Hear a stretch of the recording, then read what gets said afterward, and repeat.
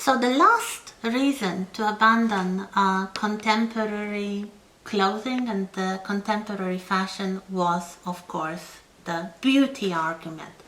And this is again the 70s and the 80s mostly, when a group of artists, poets, writers, actors, and generally men of talent started propagating what they called the aesthetic dress, the aesthetic movement.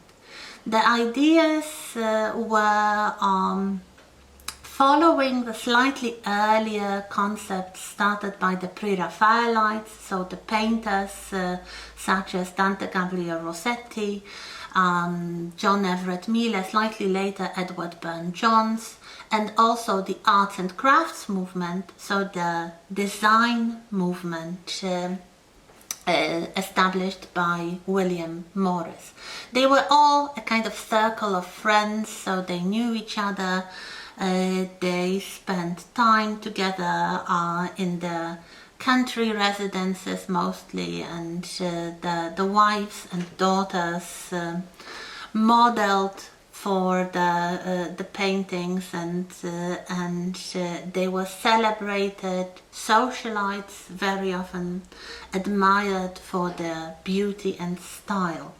So the whole idea of the aesthetic movement was a kind of artistic rebellion against industrialization, against mass production, against the mainstream in everything, in interior design, in furniture, in clothes. So basically the entire, I would say, aesthetic side of daily life was supposed to be ugly and in need of reform.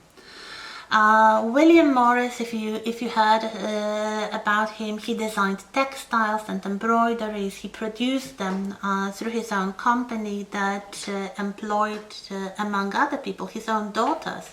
They were quite skillful artists in their own right, especially with tapestries and embroidery and such things. So the idea was to go back to those idealized Middle Ages when the clothes were designed and produced of natural fabrics and made by hand and made for a particular client, for a particular wearer. All these things that were going away in the last quarter of the 19th century rather quickly with the mass production, with the department stores, with the advertisements for modern inventions, I don't know, modern dyes, for example, usually in bright colors. This was seen as vulgar and ugly by the artists. They believed this was, whatever was machine made was not equal to the quality and beauty of anything that was handmade. So basically we have the ridicule of the Industrial Revolution and the artifacts that could be seen, for example, at the Great Exhibition of 1851. So they were seen as ugly, as false, as pretentious, as crude. They especially didn't like those modern dyes that the mainstream really adored, and whenever a new color was invented in a chemical laboratory, they would just follow it, and these were very, very bright colors. The artists preferred natural colorings, plant colorings, or exotic colors. They could be bright, like this kind of peacock blue, for example. They could be bright, but they wouldn't be popular. They would be exotic. They would be something like, I don't know, the Indian or Chinese colors. There was a fashion for a while for Japanese things in London. There was an exhibition of Japanese art and crafts, and everybody loved Japanese things for a while. So the general idea was to influence the fashion, but to make it a kind of exclusive and the mark of culture and sophistication, not for everybody. It wasn't something that you would just buy with your money and you could join this elite group. It required taste, and usually it required being part of this social group. That's basically it. So the circle of artistic friends. So quite often the people from the aesthetic movement, they were vegetarians. Many of them were vegetarians, and they objected against cruelty to animals. So of course they were all against the use of feathers, bird feathers, or even those stuffed birds that were quite popular as hat ornament in the late Victorian period. So they would definitely go away from that. So I mentioned that it all starts with the Pre-Raphaelites, and if you know anything about the Pre-Raphaelites, the way they portrayed women, especially Dante Gagliardi Rossetti, very often includes a very particular way of showing women with their hair loose or loosely arranged, with long flowing gowns, definitely not corseted, in natural colors, loose fit, so not really worn close to the body as it was the fashion in the 70s and the 80s. So one of the models that Rossetti portrayed many times, usually as some sort of literary or mythological characters, was the wife of William Morris, Jane Morris. And we have some photographs of her wearing what could be described as a static dress, and wearing also a very loose hairstyle, perhaps not full long hair, but kind of loose hair arrangement. If you look at her, she's probably uncorseted in this picture, or at least definitely not wearing a kind of tightly laced corset. The dress itself is loose and flowing and kind of perhaps inspired by this imagined medieval style. And the woman herself has what would be described in the Victorian world as an exotic look. She looks kind of dark and perhaps a bit Greek, perhaps a bit gypsy. And here we have some examples of those fancy portraits by Rossetti featuring Jane Morris as some allegorical figure, the lady with the flame, or as goddess Proserpine, who is the Roman equivalent of Persephone, so the goddess of the underworld. And you have very similar hairstyles here, loose long hair and those full long dresses. They were not very revealing, but they did not follow the shape of the body. They kind of were long and flowing and in natural colors like the saffron yellow or the peacock blue. The peacock blue was also quite popular. And this was all used as an argument that contemporary fashions were ugly. And here we have a very interesting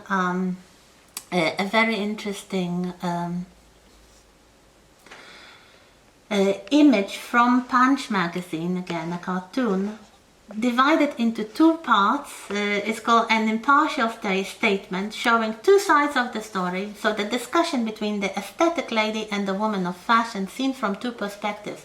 In the first half of the picture we have the aesthetic lady who looks kind of ill, droopy and not particularly attractive. She's wearing one of those aesthetic dresses, as you can see, with puffed sleeves and kind of long flowing line, and she looks poorly. The other woman here, described as the woman of fashion, is elegant and beautiful. This is 1881, so this is this neoclassical Victorian phase with very narrow corseted dresses with again kind of long lines resembling classical antiquity, but worn over a corset, so it's kind of structured, and the lady is standing tall and looking very elegant and calm. On the other side of the same cartoon, we have the opposing view. So this time the aesthetic lady, who wears exactly the same dress as the unattractive woman on the other side of the picture, looks calm and beautiful and elegant and natural, and she has this kind of Japanese fan and elegant dress with those puffy sleeves, which were quite typical for the aesthetic dress. And the opposite her is the woman of fashion in a corseted dress, but she's not, well, the dress doesn't particularly suit her figure. She looks kind of squeezed into the corset and probably not very comfortable and definitely not very attractive. So here we have the impartial statement: decide for yourself which one promotes the natural beauty and which one is a distorted image of fashion. So depending on your opinion, whether you follow the mainstream fashion or the aesthetic fashion, you would find one or the other beautiful. This wasn't mass produced, but there was one shop in London that specialized in aesthetic design and aesthetic dress, and this was a shop opened in London by a man called Arthur Liberty. This was his actual name, Arthur Lazenby Liberty. He had a shop. It's still there, or at least it was a few years ago, in Regent Street. He opened this shop in 1875, selling exotic goods, so in Eastern imported silks, Oriental fabrics, and interior design objects, and increasingly also the dresses, the aesthetic dresses. So we have some examples here of what would be called Liberty dresses, and you can see they look a little bit like those in the pictures.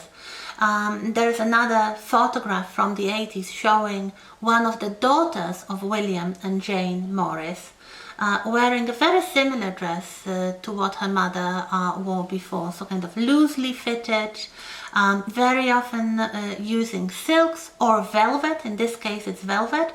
It follows like the basic principles of Victorian fashion, so it has this little white collar and cuffs, but otherwise it's much more comfortable and according to the artists who formed the aesthetic movement, much more attractive.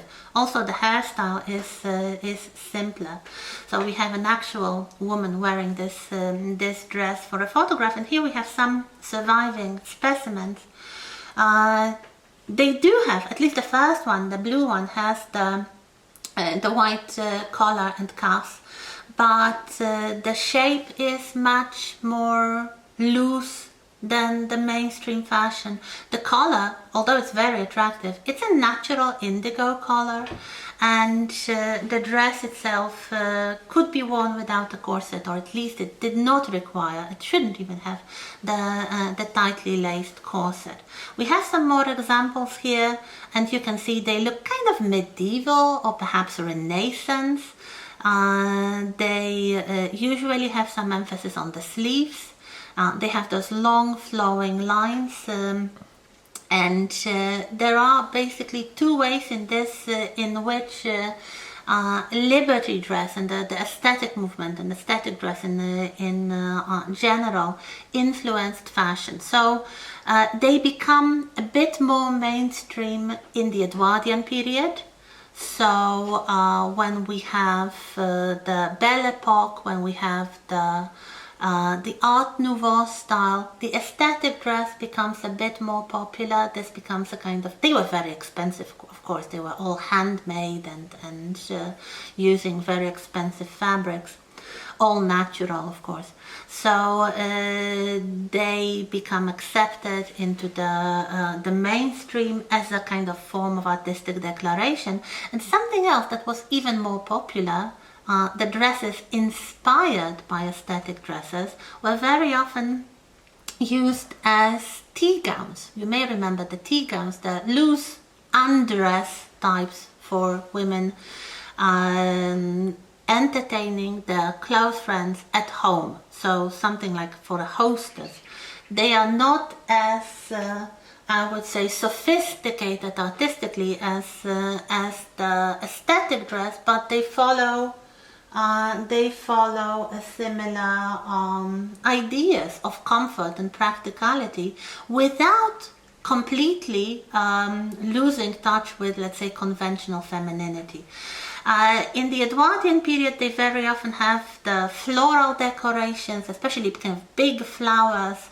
Some flowers, like the sunflower, for example, become kind of typical for the aesthetic movement. And here you have a painting from 1883 by William Powell Frith showing a crowd of viewers for a private view of the Royal Academy, so the art exhibition, and you have some women wearing artistic dress or aesthetic dress, especially the lady seen from the back in the pink dress. Actually, the tall man next to her is Oscar Wilde, and we are going to talk about him in a moment, and the woman in the front wearing a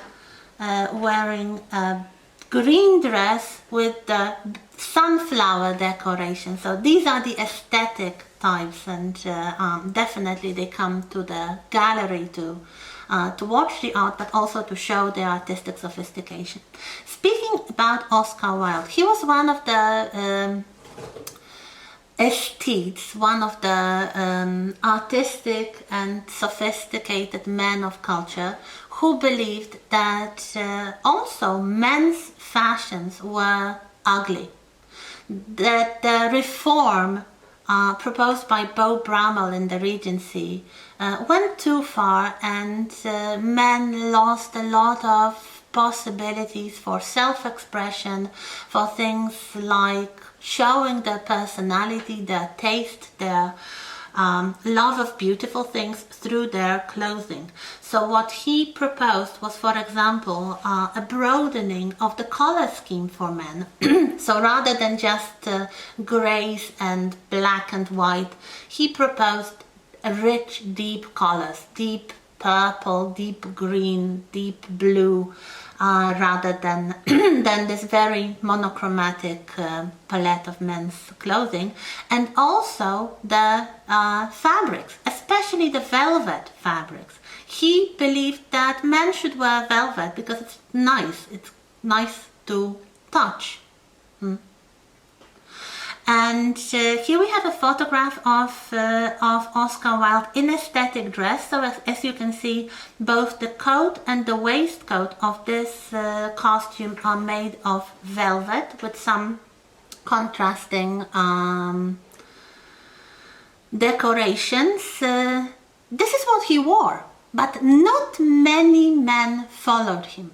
he was so peculiar, he was so eccentric that everybody admired him, at least until he got convicted to prison for homosexuality. But there weren't many men brave enough to follow his taste in fashion because, well, the contemporary masculine fashion at that time became such a uniform that very few men actually wanted to challenge that. And here we have two more images of men wearing aesthetic dress being ridiculed. So this is actually a kind of humorous tone here. Here we have another photograph of some actor or model posing in what looks to be a grown-up version of the little Lord Fauntleroy suit. So something that the little boys and young teenagers absolutely hated. And here we have a man dressed in this fashion and trying to look masculine. Of course he doesn't. And the last one is actually the title page of some song, I guess, ridiculing the aesthetic movement and the aesthetic affectation. So here we have a man dressed quite conventionally, as you can see, in black and white, being very ecstatic and poetic and using this kind of flowery language and admiring sunflower decoration in some sort of Japanese or Chinese inspired vases. So something that the aesthetes liked and the mainstream thought too effeminate, really. So that's why the aesthetic movement did not really spend so much time trying to reform men's dress because they knew it wouldn't be practicable. So this is it about the protest clothes, and this leaves us with one more short subject, namely playing with clothes and dressing up, and this will be the subject of week 14.